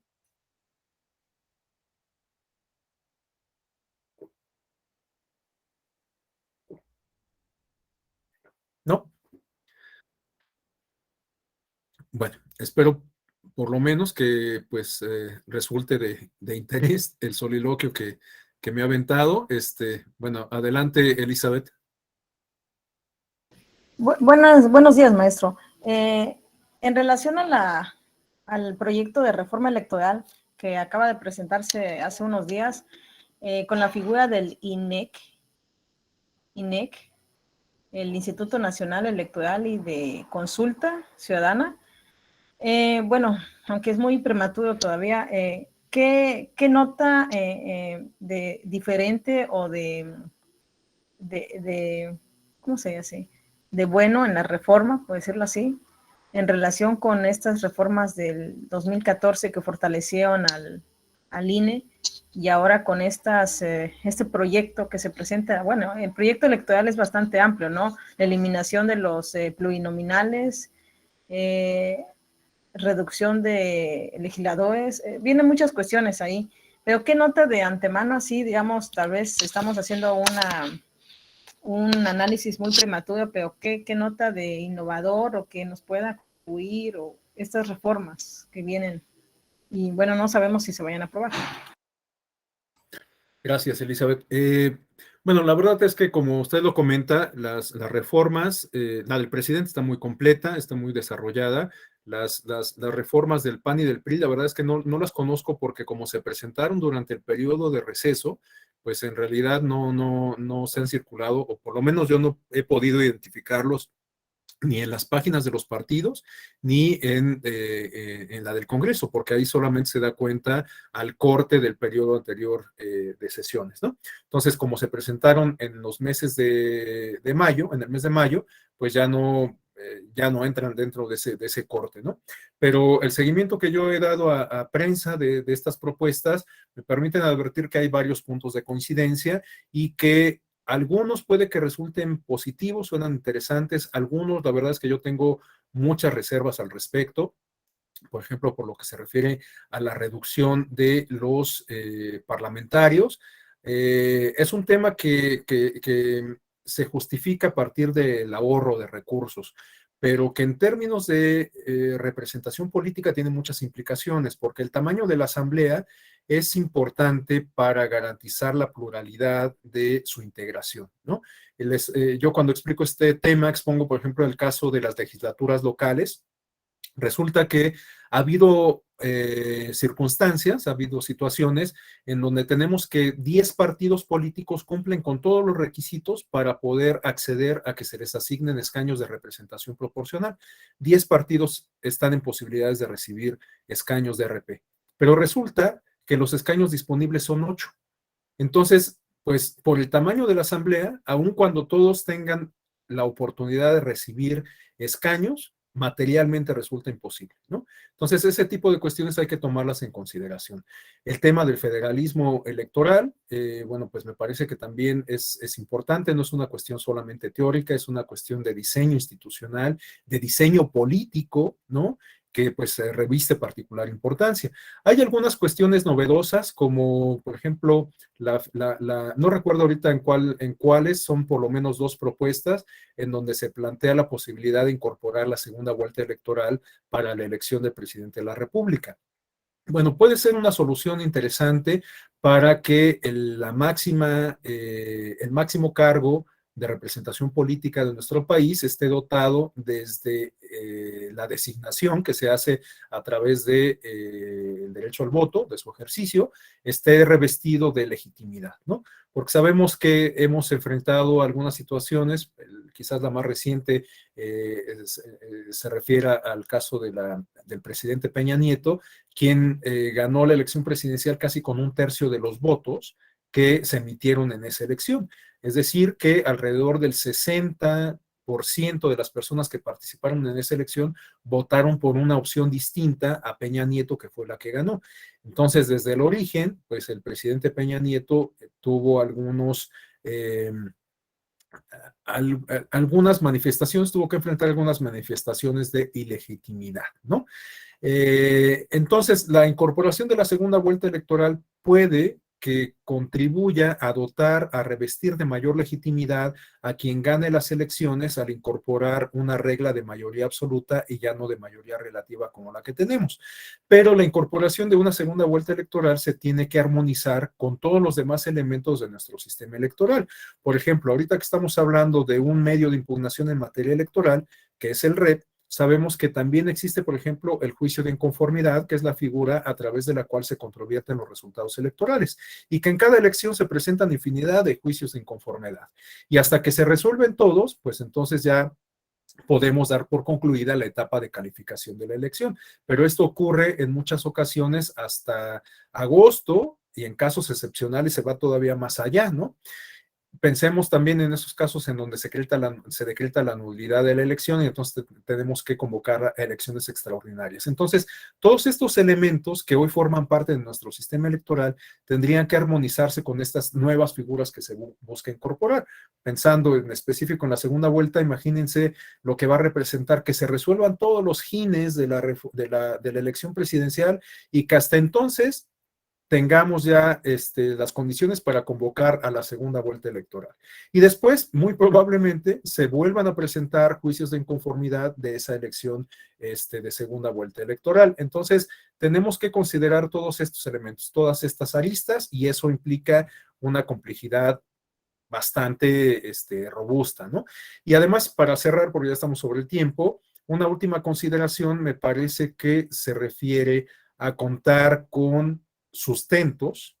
que justifiquen la reforma. Porque yo creo que el talón de Aquiles de muchas iniciativas de reforma, de cualquier tipo, consiste en no contar con un diagnóstico que justifique la reforma en específico o la iniciativa de ley en específico, ¿no? O sea, yo no estoy tan convencido de que la reforma del año 2014 haya contado con datos duros, contundentes, que demuestren a partir de hechos concretos la necesidad de aplicar algunos de estos giros de tuerca o de estas reestructuras que se hicieron al sistema electoral, ¿no? Por ejemplo, uno de los argumentos que se esgrimía entonces para concentrar la función electoral en el INE y debilitar a los soples, consistió en que los gobernadores de los estados presionaban a los legislativos y estos a su vez designaban a los consejeros electorales, que pues eran los encargados de la función electoral en la entidad, ¿no? Entonces, los OPLES estaban cooptados por los gobernadores, para decirlo en palabras llanas, ¿no? Esta es una hipótesis en realidad no probada. Por supuesto, pues es algo que resulta sumamente difícil de corroborar, pero no había ni siquiera indicios como para considerar que pues esta